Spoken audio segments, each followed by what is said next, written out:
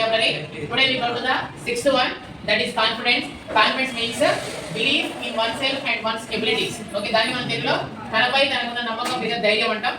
And synonyms వచ్చేసి self belief, assurance, courage. Self belief, assurance, courage. And తెలుగులో వచ్చే ధైర్యము, నమ్మకం, భరోసా. Antonyms such as doubt, fear, insecurity. Doubt, fear, insecurity. Whereas usage, so మనకి usage కూడా చాలా important. So that's why we go to the usage. Confidence is the first step to success. Confidence is the first step to success. అంటే తెలియండి ఇక్కడ ధైర్యమే విజయానికి మొదటి అడుగు. Next seventh word determination. Determination అంటే సంకల్పం లేదా పట్టుదల లేదా దృఢ నిశ్చయం. ఏదైనా సాధించాలని తపన ఏమంటాం మనం డిటర్మినేషన్ అంటాం. దానికి సంబంధించి ఇంగ్లీష్ లో మీనింగ్ వచ్చేసినా firmness of purpose. Firmness of purpose. Next strong will to achieve anything. Strong will to achieve anything or something. దేనినైనా మనం సాధించవచ్చు అని మనకి ఇంగ్లీష్ లో మీనింగ్. తెలుగులో వచ్చేసి దృఢ సంకల్పం, దృఢ నిశ్చయం లేదా పట్టుదల. Next synonyms resolution, willpower, persistence. Already we know willpower, we know somewhat resolution. Mostly we use that new year resolution. అంటే న్యూ ఇయర్ కి కొత్త సంవత్సరం మనం ఎలా ఉండాలి, ఏం చేయాలి మనం డిసైడ్ చేస్తాం. దాన్ని ఏమంటాం మనం రెజల్యూషన్ అంటాం. ఏమంటామన్నా రెజల్యూషన్ అంటాం. Next persistence. That is weakness, hesitation, laziness.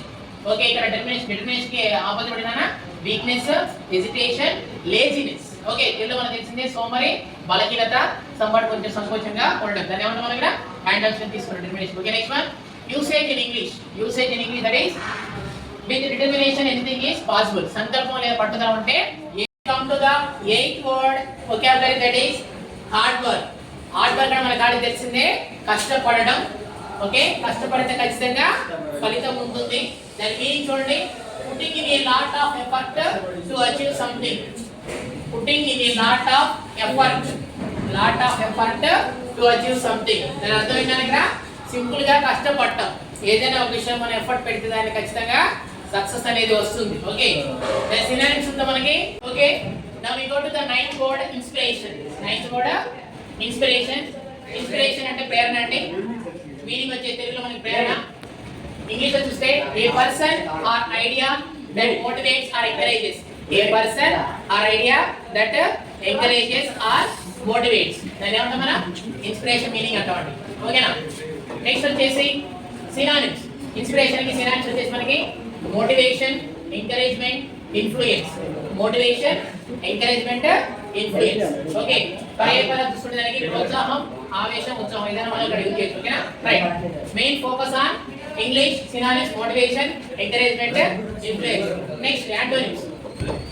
So ఇక్కడ ఇన్స్పిరేషన్ ఉన్న యాంటోనిమ్స్ వచ్చేసి మనకి డిస్కరేజ్మెంట్. డిస్కరేజ్మెంట్ అంటే ఏంటి నిరుత్సాహపరచడం. ఓకేనా. అండ్ డిప్రెషన్, దానికి కూడా మీనింగ్ అదే అవుతుంది, నిరుత్సాహం వస్తుంది. ఓకేనా. Next usage in English.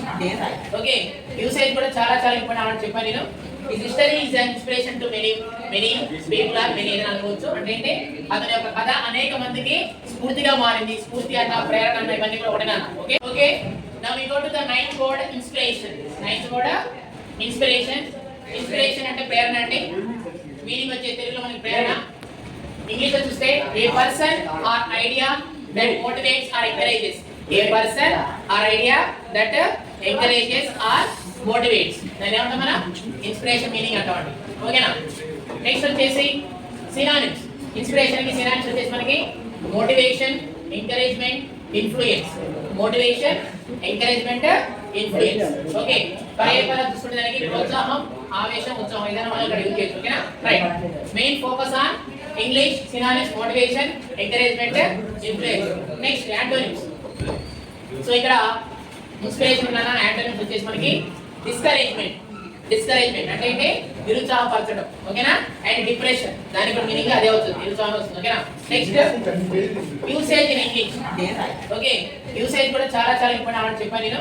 ఈ history is an inspiration to many people or many అని అనుకోవచ్చు. అంటే ఏంటి అతని యొక్క కథ అనేక మందికి స్ఫూర్తిగా మారింది. స్ఫూర్తి అన్న ప్రేరణ అన్న ఇవన్నీ కూడా ఒకటేనా. Okay, right. దిస్